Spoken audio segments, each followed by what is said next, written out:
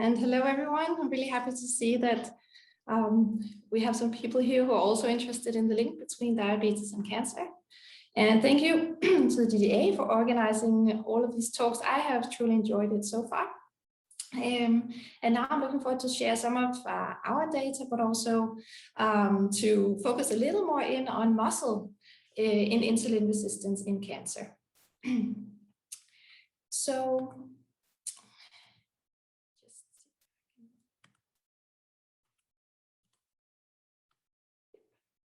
okay, so why should we care about cancer? I think most of you here know why that is, and that is because cancer is the second leading cause of death globally.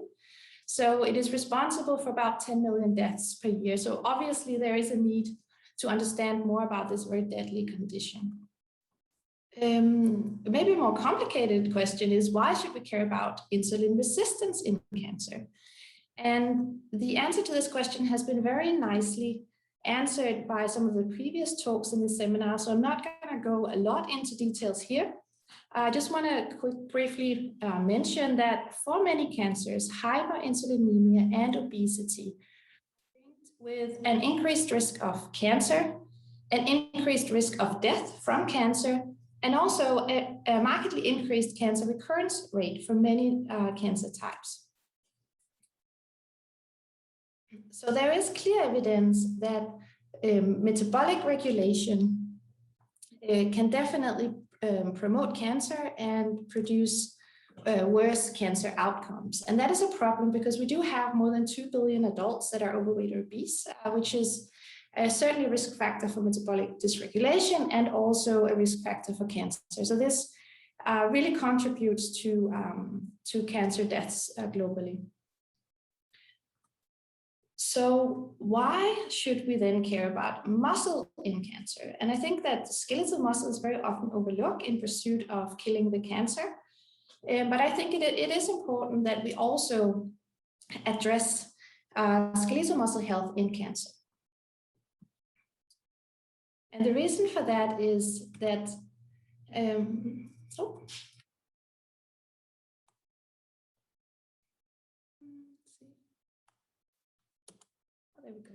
So the reason is that skeletal muscle is a major site responsible for glucose disposal following a meal. And skeletal muscle insulin resistance is believed to be a causative factor for hyperinsulinemia in multiple diseases, including conditions of prediabetes, obesity, and also type 2 diabetes. It is also so that loss of muscle mass causes up to 30% of metastatic cancer-related deaths. And this involuntary loss of muscle mass, the cause of this is really unknown, but something I will get a little more into during my talk.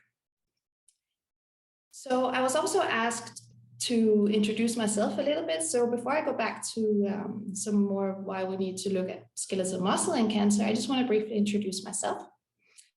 So I am Lykke Sylow. I am Associate Professor at the Department of Nutrition, Exercise and Sports in Copenhagen. I have trained with some of the people I consider to be the very best in physiology and molecular biology, such as Erik Richter, Amir Klipp, and Bruce Spiegelman. I'm also an editorial board fellow of the Journal of Physiology, and I'm on the international research group on biochemistry of exercise that will host, hopefully in person, a conference next year in Toronto. So I'm also, or I used to be a competitive beach volleyball player. Then I had kids, and now my life looks very much like this, with these two troublemakers and me trying to work on the side as well. Okay, so going back to why we should care about muscle in cancer. There is really good evidence now that many cancers are associated with a reduction in insulin sensitivity and hyperlipidemia. It is also associated with a reduction in mitochondrial function of the muscle, which could produce fatigue. It's also associated with a markedly elevated inflammation and a reduction in muscle mass and strength.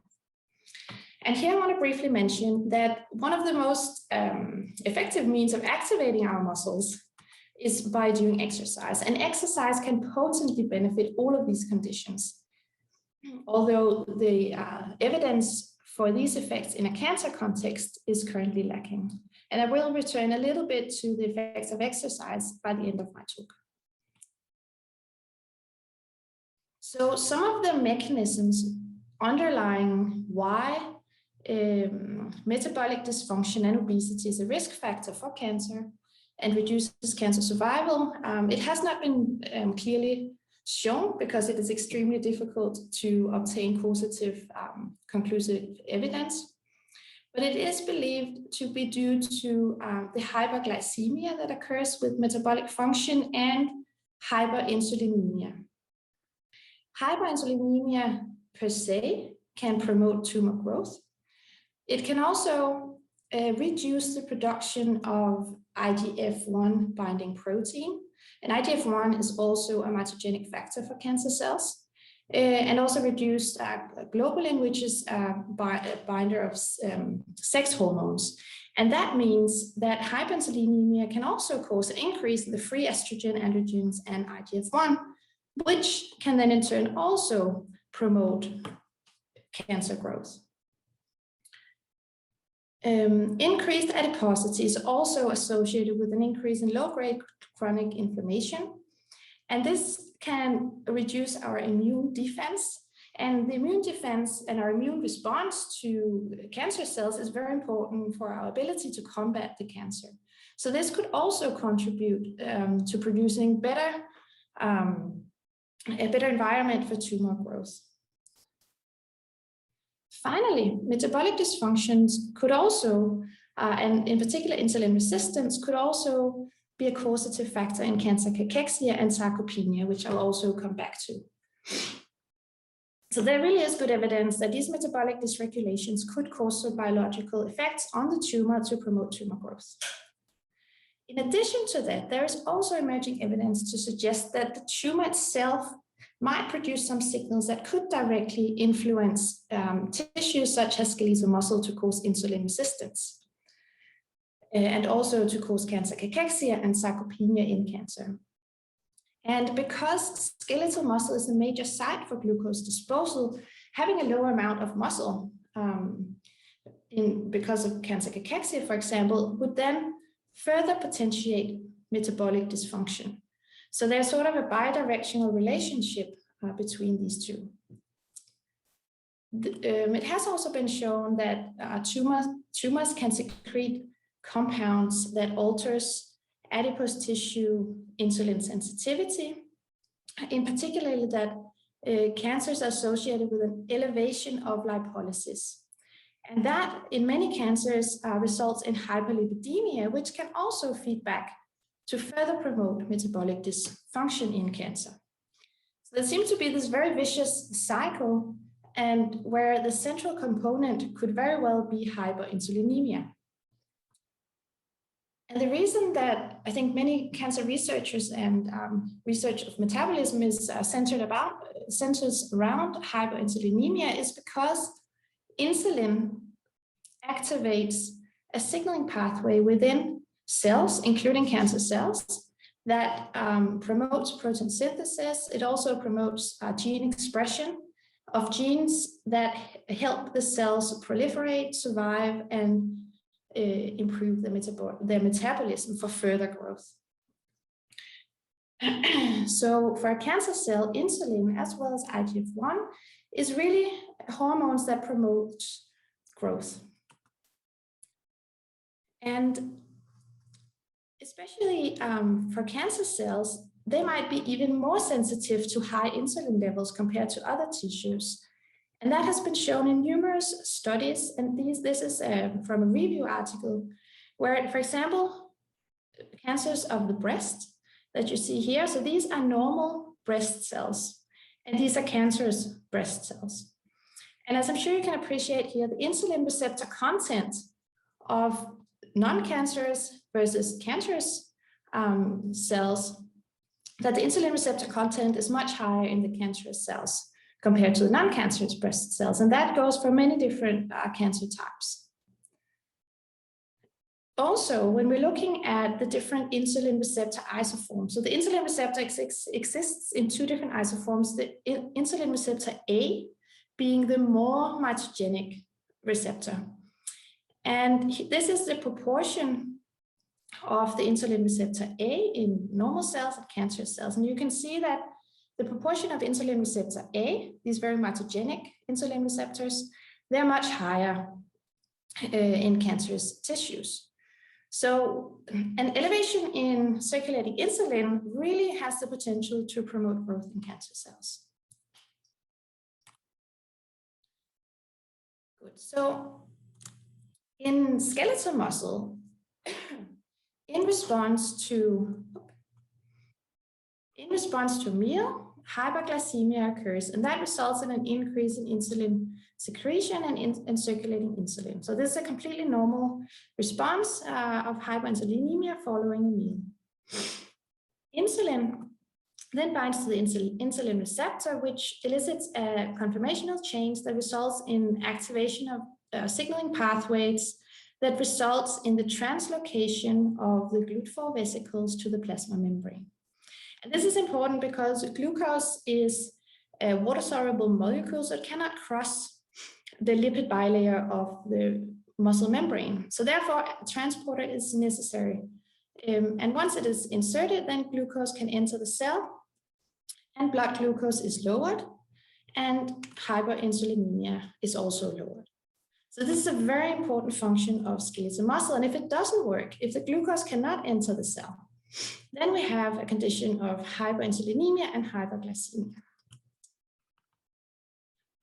And that is an example that I have put in here. So this black bars here, they show that in healthy humans, insulin stimulates glucose uptake in a dose-dependent manner with a half effect on glucose uptake here of about 60 microunits per milliliter. However, in skeletal muscle of type 2 diabetic subjects, in order to get the same amount of glucose uptake taken up in skeletal muscle, a much higher dose of insulin is needed because these muscles are insulin resistant. And as I mentioned before, that produces very good, that promotes tumor growth. So what about in cancer? It has been documented in many different cancers that there is a muscle, or at least that there is whole body insulin resistance.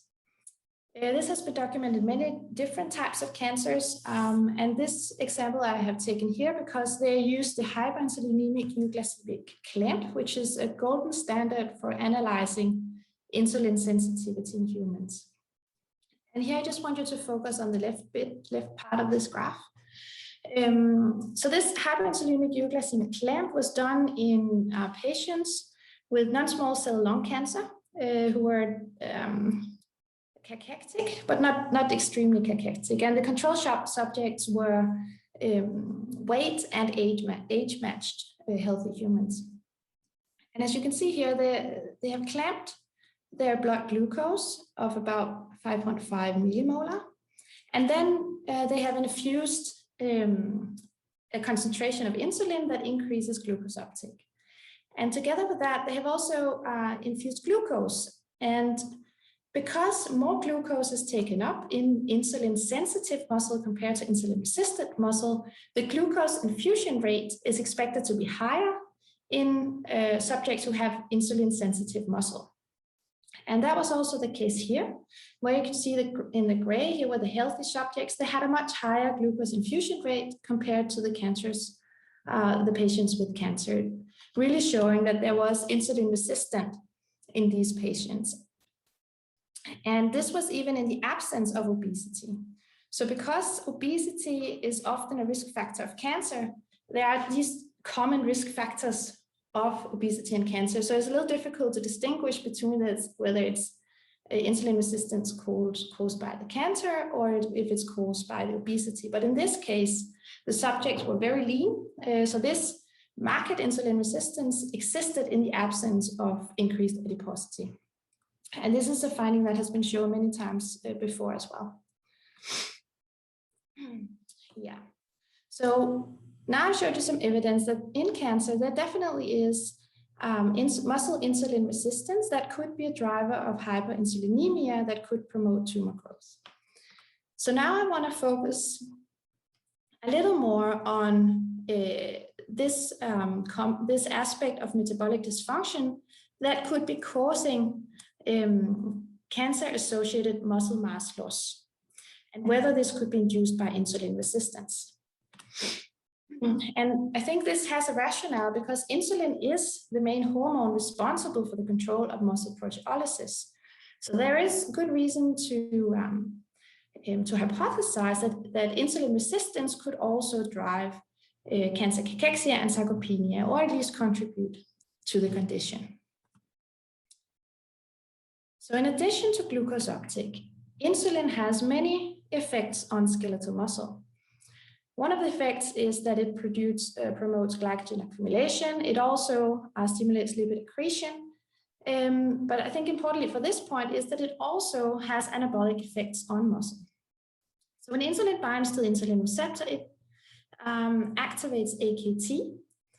And downstream of AKT, protein synthesis is stimulated via mTORC1.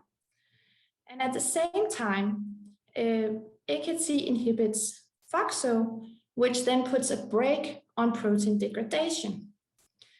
So insulin inhibits protein degradation, while at the same time, at least in concert with an uptake of amino acids, upregulates protein synthesis.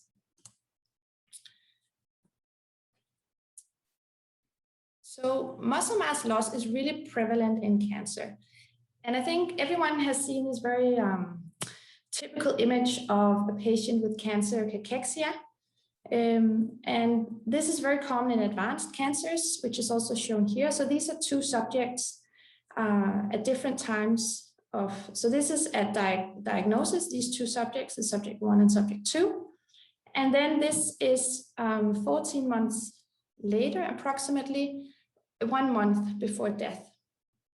And I think you can appreciate that there is both a loss of muscle mass, but also of adipose tissue in both of these subjects, with the classical of cancer cachexia. And the molecular cause of cancer cachexia is really not known, but it is associated with muscle insulin resistance. So in cancer, sarcopenic obesity is also very common, although it is often not diagnosed because it is sort of disguised by the obesity. So the image I show you here is also an actual cross-sectional lumbar CT image. And this is of a male person with non-small cell lung cancer. And these are taken 10 months apart. So this image here, you can see in the red, which is the muscle mass. And I'm sure you can appreciate that this amount of muscle is markedly reduced 10 months later.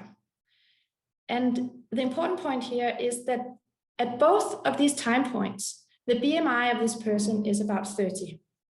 So there is no reduction in body weight, but there is a marked reduction in skeletal muscle mass. And this is something that's been more and more documented in cancer, and I think also generally in obesity and also type 2 diabetes. And this is a problem for people with cancer, and that is because sarcopenic obesity is associated with poor survival. So here you see cumulative survival of cancer in obese patients that are stratified by whether or not they have sarcopenia. And as you can see here, the patients that are obese but do not have sarcopenia, they have better survival rates compared to the obese patients with sarcopenia down here. So really, muscle mass is survival for many cancers. It has also been shown here, and this is a big study of more than 140,000 participants that was stratified by grip strength tertiles. So up here, you see the case fatality rate for different conditions, including cancer. So if we just look at those subjects with the lowest grip strength. So this is just how hard you can grip on a dynamometer. Those who have the lowest grip strength, they also have by far the highest case fatality rate. Whereas those who have the highest grip strength, they have a much lower case fatality rate. So muscle strength really is survival in cancer, but also, as you can see here, in many other different conditions. Yeah. And because insulin is an anabolic hormone, it could very well be that insulin resistance could be driving some of this loss of muscle mass in cancer and other conditions. Yeah, let's see. So I think that there is really good evidence that metabolic dysregulation can influence the risk of getting cancer and also influence the prognosis of cancer in an adverse manner. But there is also reason to think that maybe the cancer per se could also be secreting factors that could produce metabolic dysregulation or could contribute to this. And this is not unheard of in biology. This is also shown, for example, in not like normal pregnancy, where the placenta secretes compounds or substances that produce insulin resistance in the mother. And the physiological mechanism of this is that it's believed to ensure sufficient nutrients for the growth of the fetus.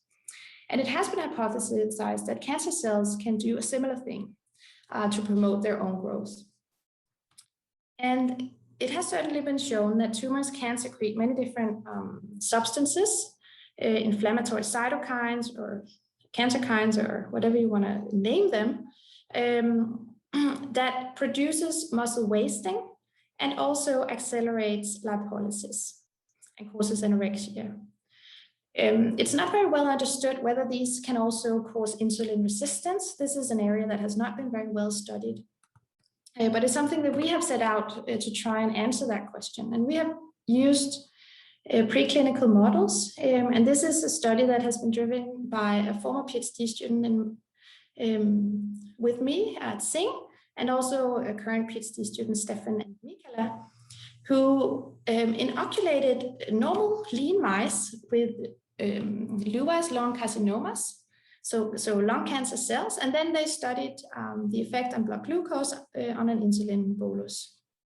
So this is the time point when we injected insulin into the mice, and for the control mice, which is here in the black, they showed a nice drop in blood glucose in response to insulin, which is expected, but this drop did not occur at all in the mice that carried the larger tumors. The effect was less so in the mice that carried the small tumors. And this is also evident in the area over the curve that there is absolutely no effect of insulin in the tumor-bearing mice. And this is quite remarkable because this effect is actually that they should display more insulin resistance than we see in, for example, diet-induced obese mice. So there is definitely some mechanism by which cancer can introduce insulin resistance in these mice. We also studied tissue-specific glucose uptake using radioactively labeled 2-deoxyglucose, and we saw that there was no difference in the basal state in skeletal muscle glucose uptake, but in response to insulin, the tumor-bearing mouse skeletal muscle had a significantly reduced glucose uptake. And this was also the case for adipose tissue of these mice. So insulin resistance doesn't only occur on glucose uptake. We also studied the vasodilatory effects of insulin.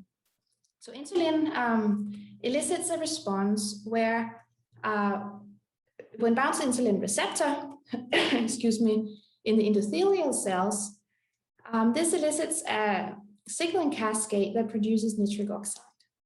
And nitric oxide signals then to the smooth muscle cells within the capillaries to relax themselves. So insulin causes vasodilatation. And this is an important effect of insulin because it promotes more flow to the muscle for better nutrient exchange. And this we have measured in collaboration with Kim Sjöberg, who can measure microvascular perfusion of the muscle. And here I'm showing a control mouse. And you can see here in the black, this is just baseline. And then when that same mouse was stimulated with insulin, microvascular perfusion was increased. And this is a normal response to insulin that has been shown before. However, in the tumor-bearing mice, there was no such increase in microvascular perfusion in response to insulin, showing that insulin resistance also occurs on this vasodilatory effect of insulin. And this is also shown, for example, in insulin resistance in type 2 diabetes. Then this is unpublished data that has been obtained by Stefan. And he has incubated soleus muscles of tumor-bearing mice. So this is a nice design because we can take one soleus muscle of the mouse and just have a baseline measure. And then the other soleus we can stimulate with insulin and we can measure glucose uptake. And this is a normal response to a submaximal glucose stimulation. And this response did not occur at all in the tumor-bearing mice, really suggesting that they are in the soleus muscle highly insulin resistant. Stefan also looked a little bit, and this is still preliminary data, but he looked a little bit downstream of mTOR because, as I mentioned, insulin also stimulates this protein synthesis inducing signaling cascade. So Stefan measured P70S6 kinase, which is a downstream measure of, or a downstream target of mTOR1 that is involved in protein synthesis. And what he found was that this was not surprisingly induced by insulin in the control mice, but we did not detect any such induction by insulin in the tumor-bearing mice, although we did see this upregulation in the basal state that we're still trying to understand. But there was definitely also insulin resistant on the anabolic effects here, at least based on the signaling molecule in tumor-bearing mice. And whole body protein anabolism has been shown before in insulin-resistant humans as well. So this figure here shows the change in net balance. So that takes into account both insulin's inhibitory effect on protein degradation, but also its stimulatory effect on protein synthesis. And here you see in the white, these are young males and young women. In the gray, it is elderly men and women. And you can see already here, there is a reduction in whole body protein anabolic response to insulin. And this is during a hyperinsulinemic euglycemic clamp. And this is also the case in obese men and obese women, and also in patients with type 2 diabetes. And this here, there's not a lot of data, but these data are data from 10 males with non-small cell lung cancer. And if you just try to compare it with the respective controls, this is quite a marked reduction in insulin's anabolic response to insulin. So it could contribute to the condition of reduced muscle mass and function in cancer. Okay, so now I just want to briefly speak a little bit about exercise, because I have talked about all these metabolic effects that are often described in cancer. I've talked about muscle insulin resistance, and I've also talked about the loss of muscle mass. And all of these detrimental effects has been shown that they can be partially or fully restored by exercise. So maybe there is a place for exercise also in cancer. And exercise has many beneficial effects. Some of them occur during the acute exercise bout. Some of them occurs right after the exercise bout, and some of them are built up adaptations to longer-term exercise training. So during exercise, there is a robust and acute upregulation of glucose uptake into skeletal muscle. And it's important to note that this upregulation of glucose uptake occurs independent of insulin. And that is important because that means that this upregulation of glucose uptake also occurs in insulin-resistant muscle. So an acute exercise bout is an efficient way of, in real time, just drain off the glucose and get it into the muscle. Also, after one bout of exercise, there is a potentiation, so an increase in the insulin-stimulated glucose uptake by the muscles that have previously been working. And this is important because this transient increase in insulin sensitivity also occurs in insulin-resistant muscle, at least in muscles of type 2 diabetics and obese subjects. To my knowledge, this has not been tested in insulin resistance in cancer. And I just want to show you this one graph showing how robust the effect of just one exercise bout really is. So this bar here, so these are all in hyperglycemic patients with type 2 diabetes, and they have been equipped with a continuous glucose monitor. So they can monitor the glucose throughout the day. And by the beginning of that day, they have just introduced one bout of exercise. And then they have done this twice. So as a crossover design. And as I think you can easily appreciate, on the day where they have had the exercise session, their average blood glucose during the entire day is much improved compared to the day where they did not have that morning exercise bout. So this really shows the potency by which exercise can acutely improve glycemic regulation. And it would be assumed that this would also contribute to lowering hyperinsulinemia.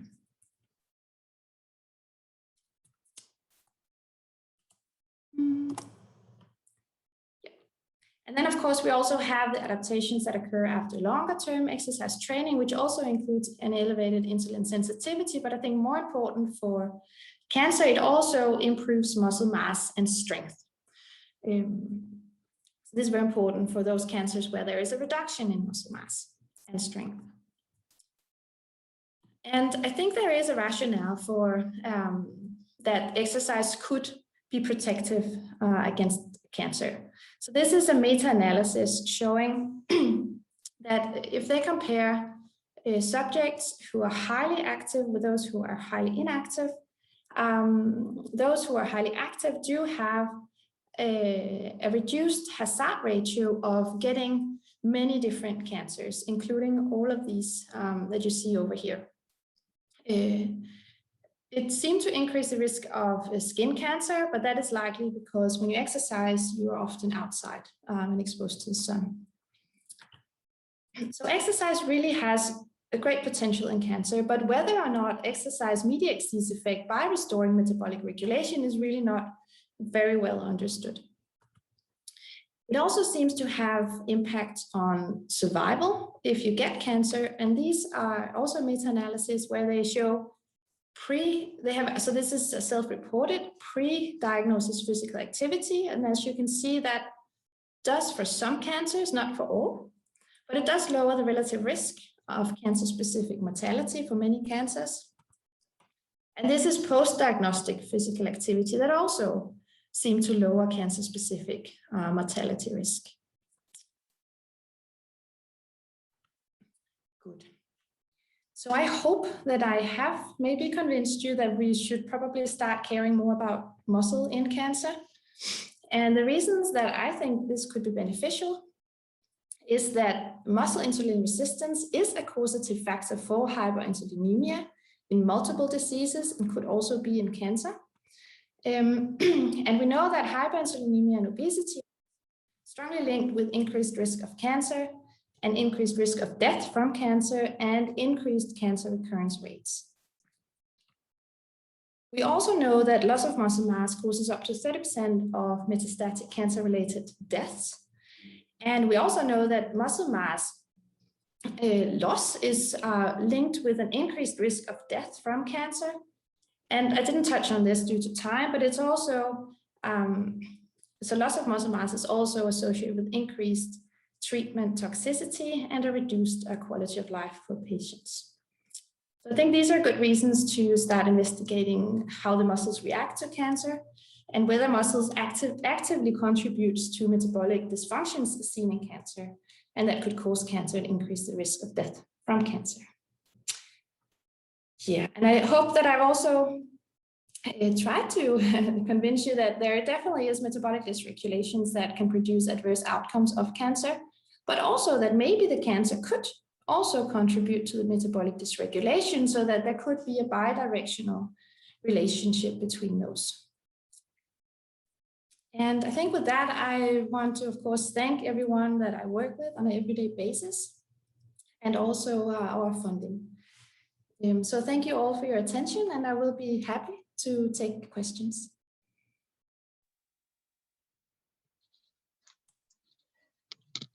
Thank you so much, Lykke Sylow. I really enjoyed this talk. It was great. And I will be sharing the session. My name is Louise Lang-Lerskov. I am a DDA-funded postdoc. And if you have any questions for Lykke, please use the raise your hand function or write your name. And then you can write your name in the chat. And then you can ask the question by unmuting the microphone. Or you can write your question in the chat. And while you are preparing your questions, I have one question for you, Lykke. You're talking about cancer in general, and of course, there's a lot of different cancer types, and also I think it's important to distinguish or to talk about whether it's cancer which is locally and which can be removed, or whether we're talking about metastatic cancer. So do you think in locally only local cancer which can be removed or treated with radiotherapy or something like that, do insulin resistance play a role in these early stage of cancers as well? Yeah, so that's a great question, and I don't think there is evidence to back the question or to back my answer to that question, but I do know that there are a couple of studies that have sort of just doing oral glucose tolerance tests, sort of seen glucose intolerance in patients that was gone again after removal of the primary tumor. Okay. Yeah, so that could indicate that it's definitely reversible if you remove the tumor. In which cancer did you say that? In which? Yeah, I don't remember. I think it was mixed cancer, so I don't know exactly which ones I think it was mixed cancers, because many of these studies they do mixed cancers, and I think it's only relatively recently that people have started to elucidate these things in more detail in single cancer types. So yeah, I don't think I have a good question to that, but the evidence does suggest that it could be reversed. And it's also not every cancer that seems to be associated with insulin resistance. Exactly, and also with diabetes, I think this JAMA study showed that only 4 cancer types actually is known to be associated with diabetes. Yeah, with diabetes, but there are more cancers that are associated with obesity. With insulin and obesity, of course, yes. Yeah. Okay, great. I have a lot of more questions, but I think we should take one from Elizabeth now. Can you unmute your microphone? Hi, thank you. That was awesome. I'm curious about what types of analyses you've done on your muscle samples from your animals, and I wonder what your thoughts are on how the mechanism of exercise beyond insulin resistance. Specifically, do you think it's possible that exercise acts on the estrogen receptor signaling pathway? Have you looked at anything like that? I think, there's not very many people working on that, but I'm curious about some of the data that I've collected, and I just don't really know how to interpret it. Yeah, we have not looked. I'm sorry, I can't answer your question because we just have not looked. But there are evidence out there also in humans showing that in non-cancer subjects, exercise can lower circulating estrogen levels, for example. But we have never looked at our models. So the funny thing that we see in our insulin resistant skeletal muscle of our mice is that intracellular insulin signaling actually seems to be increased, which was surprising to us. And it's also suggests to us that the mechanism of insulin resistance is different in cancer compared to, for example, in diet-induced obese mice or in type 2 diabetes, where insulin signaling is often either not changed or reduced. And do you see differences in like downstream of insulin in MAP kinase versus the AKT sort of activation of the pathway? Is it different in that regard, or just generally the targets are different? Yeah, so what we have looked at is AKT phosphorylation and TPC1D4, and they are elevated. We have not, as far as I remember, looked at MAP kinase signaling. Yeah, no, I don't think we have. Yeah. Thank you. Thank you. I have one more question for you, Lykke. In a recent paper, you showed that hepatic glucose production was affected in lung cancer mouse. Do you have any idea of the mechanism behind that? Yeah. No, we have not looked further into this. So we found that insulin induced suppression of hepatic glucose production was not affected, but basal hepatic glucose production was elevated in our tumor-bearing mice. There are some other studies that have not shown any changes in hepatic glucose production, either at baseline or in response to insulin. And then there are again some that have shown decreased suppression by insulin of hepatic glucose production. So I think it's a very controversial topic where the literature right now points in all directions. We did not evaluate it further. The only thing we did was to look at hepatic like lipid contents, and that did not seem to be altered. Okay, so it didn't have NASH or anything like that? No, not that we could see, no. Okay, okay. And then maybe I can ask you the last question I was thinking of, and people can think about a question if they want to ask you one. I was thinking if you have thought about using statins in any of your models. I know it has been used in colon cancer models to reduce hyperglycemia, and that it can have beneficial effects on cancer recurrence. Do you have thought about that? Yeah, no, I think it's a great idea. I have not thought of it. What we have tried to do is to lower hyperlipidemia. Because we do see an elevation in circulating free fatty acids in our tumor-bearing mice. So we've tried to inhibit fatty acid lipolysis using nicotinic acid, and that seems to be able to restore insulin sensitivity in these mice. Exactly. And the readouts we have done, which is glucose tolerance tests and insulin tolerance tests. So that we have tried, but we have not tried with statins. So that is a great idea. We have to do that. Yes, we have to. Okay, thank you so much.